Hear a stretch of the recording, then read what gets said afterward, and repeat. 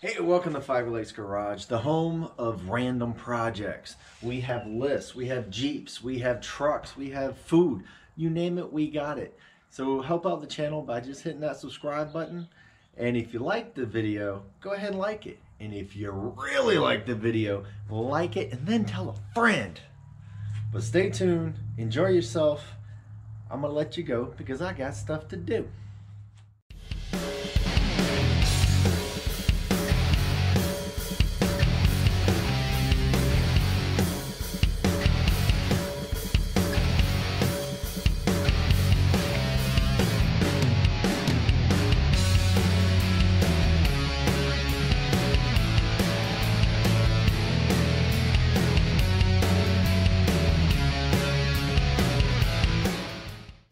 Hey, welcome back to Five Lakes Garage, and today we're actually going to be fixing the super sexy Honda Odyssey once again. This is our 2007 Honda Odyssey that has been around since 2007. Been through a lot of miles, 200 and some change, but of course things start to break. Now today is very important. We got to get the air conditioner working properly. Now, there's going to be some tricks here. There's going to be things. I already know what's wrong with it because I already figured it out. But I wanted to show you guys how to diagnose it. So what we have here is a problem with fuses. We kept blowing the fuse for the clutch. As soon as it gets really, really hot, there's puts on extra load, puts on too much current, boom, pops the fuse. So which fuse is it? It's in the box. All right, so you got your fuse panel right here. We're going to pull this off. Then you're going to go through all your fuses. Now the AC clutch, you can look on the back of your box, but it's going to be that one right there. Now right now I do have a 10 amp fuse in there. It actually calls for a 7.5. I didn't have any available, so I put a 10 in there. Now the reason why I put a 10 in there is just because of the amount of draw is not huge, but I didn't want to go too high with the fuse. So I'm going to grab my little puller. Let's pull this guy out. Now as you can see, we're still good here. But before, it kept blowing this fuse.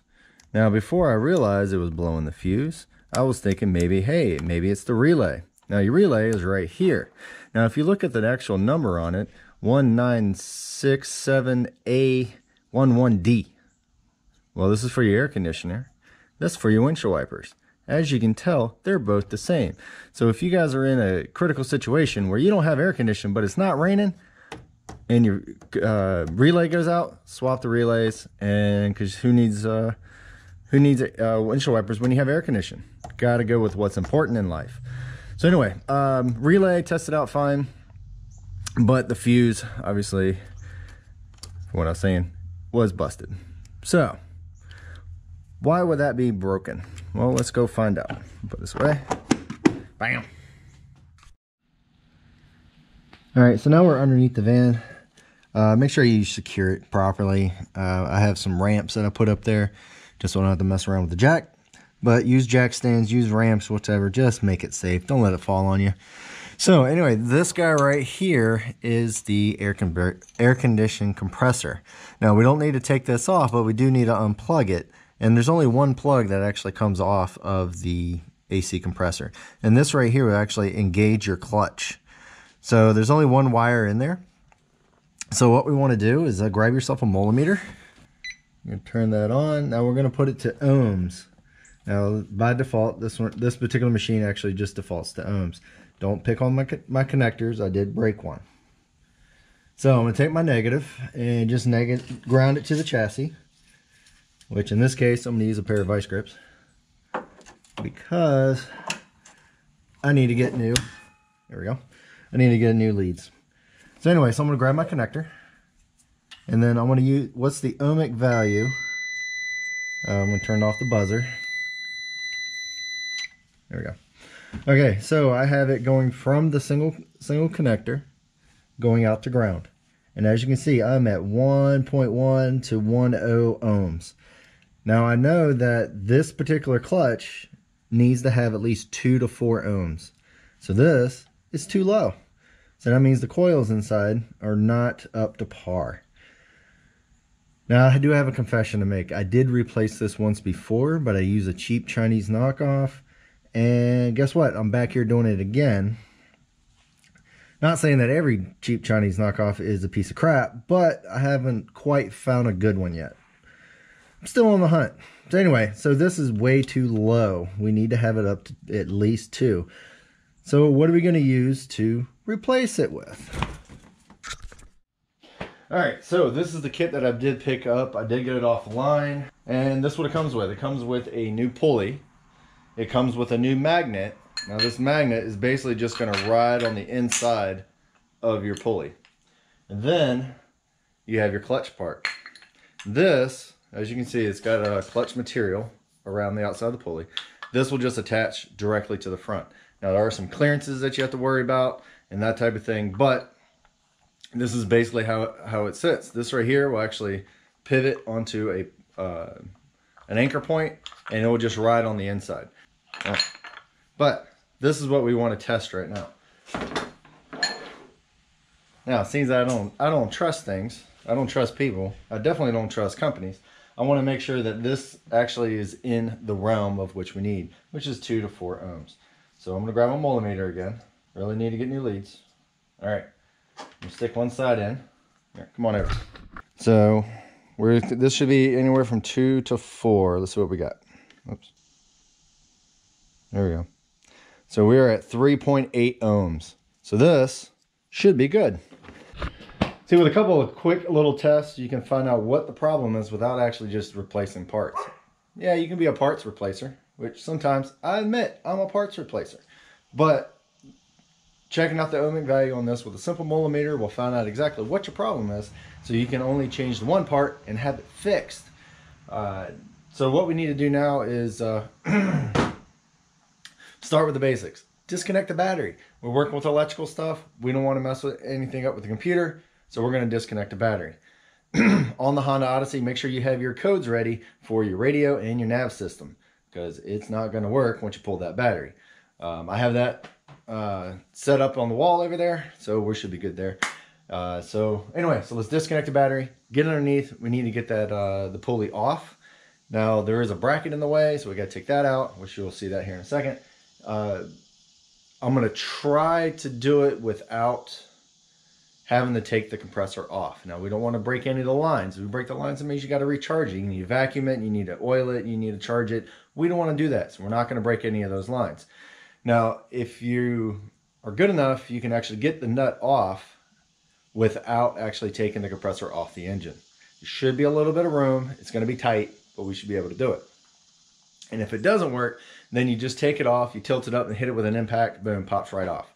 I'm going to try to do it with the belt on, the serpentine belt. I'm going to leave that on to try to get some friction to hopefully be able to break that free. Might have to use a hammer. Not quite a big hammer, but at least a hammer. So at least we have some fun out of it.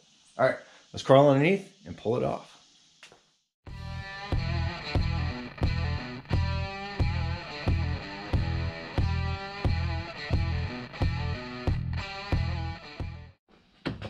Yeah, duh. If you turn the bolt without the clutch being engaged, it's just going to spin.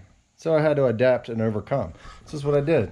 Grab a hold of the battery, connected it up temporarily, put a little wire to it, put a fuse in it. I didn't have any more inline fuse holders, so I made one. A little electrical tape, a little fuse, put some wire to it. Got to be safe. So anyway, you follow that all the way down. I got it all the way down here. All right, so if you can see this, I grab a hold of the connector that I was just testing earlier. And then I grab myself my other end of the wire.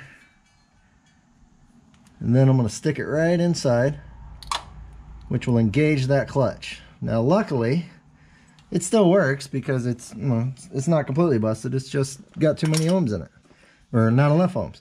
So anyway, let's see, what do I have here? I have a 10 millimeter, a little ratchet. It is regular threaded. It's not backwards threaded like some things are. And I'm sorry you can't see it, but it is tight in here. Bam! It's not that long, but it felt like it was eternity. All right, so I should be able to pull this and disengage the clutch. Bam! All right, so next thing you do is actually take off the serpentine belt so you can actually get the pulley off. All right, belt is off. So in theory, this should just come right apart. All right, there's your clutch, nice and burnt. Okay, you got a little shim, don't lose that. So there's actually a C-clip right there. All right, I'm gonna get that out and speed things up. All right, holy guacamole, finally got it off. So anyway, here's the snap ring with a C-clip. Goes right across there. The problem that I had was that when I put this on last time, I had it clocked the other way because I did actually pull it all the way off, but I did not need to do that. So once I got it turned, I was able to use it. You're gonna need a pair of spreader pliers. Pulls that right off, so now it should fall right off. There she goes. All right, old pulley is off. Bearing still seems to be good. All right, I'm sure there's another pin. We'll get that off too. All right, hold tight. All right, we're back, and actually you can tell I did take it off of the block. The main reason why I did that is only because it was a pain in the butt. Should have just taken it off in the first place, but I wanted to see if we can actually do it. So we took out the C-clip to actually hold this thing on, the pulley. Well, there is another one right there. It's kind of hard to see, but you grab a hold of actually straight spreaders, and then we're going to dig in there and take this guy off. There we go. Nice and easy. Oh, I dropped it. Anyway, so now you should be able to just pull your magnet right out. Go ahead and unplug it. Maybe I can see it. Yeah. There she is. All right. So it looks just like the other one. So let's test this one more time just to make sure this is our culprit. Alrighty, let's see what we got with this one.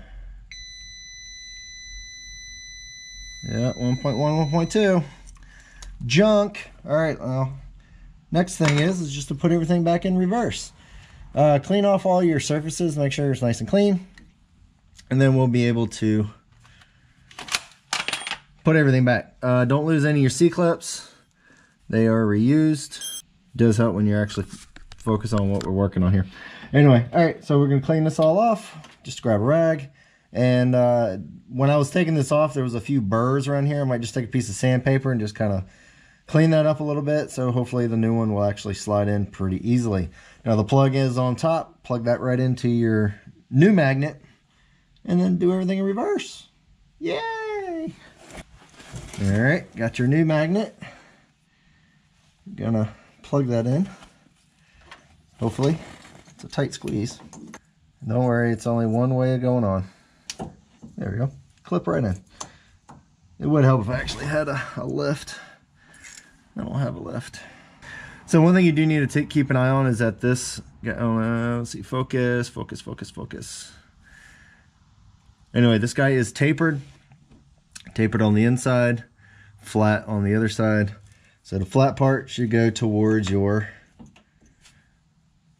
magnet. All right, finally got the snap ring in. That was a pain in the butt. You couldn't really see because my hands are in the way, so I didn't really record it. But snap ring is in. This is in there nice and tight. It is plugged in. So the next thing we need would be the brand new pulley. Now try not to put too many fingerprints on the face of it because you do need to wipe that off before you put your clutch back on, just like doing brakes. So let's get this guy on, I hope.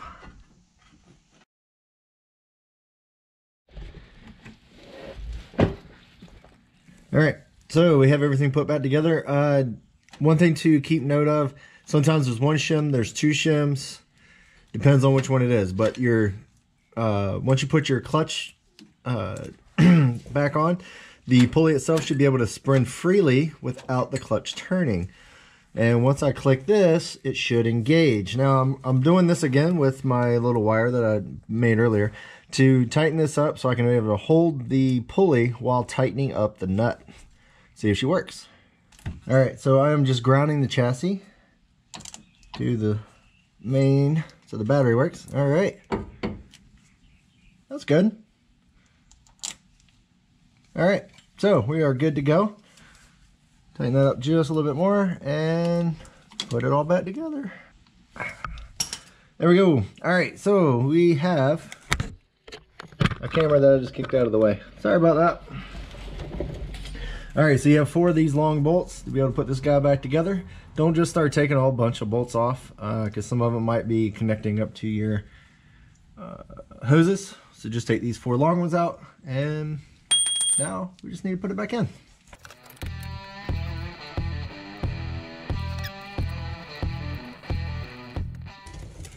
All right, so we have all 4 in there. Let's see if I can give you a good shot at those. Hold on a second. All right, so there's 1, there's 2. Now the other 2, there's 3, and then there's 4.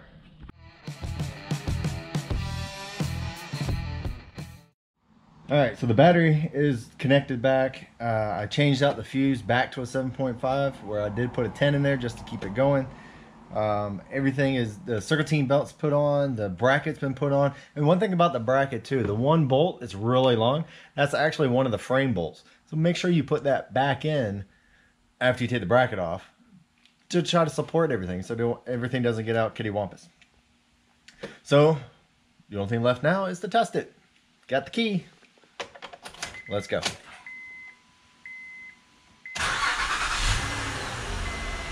Okay, doesn't scream. Try some air conditioning. Auto. Think. Oh, feel that. That's awesome. There you go. Nice and cold. Oh, I wish you guys had like feel-o-vision or something. This is awesome. All right, so hopefully we won't burn fuses anymore. Hold on. It's too much. Too much. There you go. All right, so hopefully we won't burn any more fuses anymore. This should hopefully last a really long time. We'll check on it again, maybe next week, make sure all the bolts are connected and it's tight and all that good stuff. But anyways, the only thing we have left to do now is actually put the codes into the radio and also the sat nav to be able to use that again and keep my wife happy. So her car's not in yet, still on a boat from Japan, so we still got to mend this thing to keep it going. So hopefully you can do this by yourself. You just need some simple hand tools, a little bit of patience, which I ran out of, and editing is going to be great. It's going to be a lot of beeps where hopefully I'll be able to cut those out.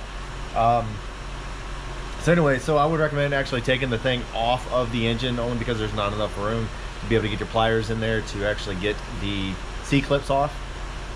So yeah, go ahead and do that first. I was trying to do it without it. It didn't work out so well. So yeah, one more project down. I can mark it off my list, because that's what we do. We have lists. And hopefully this afternoon I can work on that thing behind you. So anyway, until then, keep it going. Keep all your old stuff going. Help protect the environment. It costs a lot more to build something out of scratch than it is to keep it going. So anyway, that's my take on it. Take it easy, have fun, be safe, and we'll catch you guys next time. Bye now.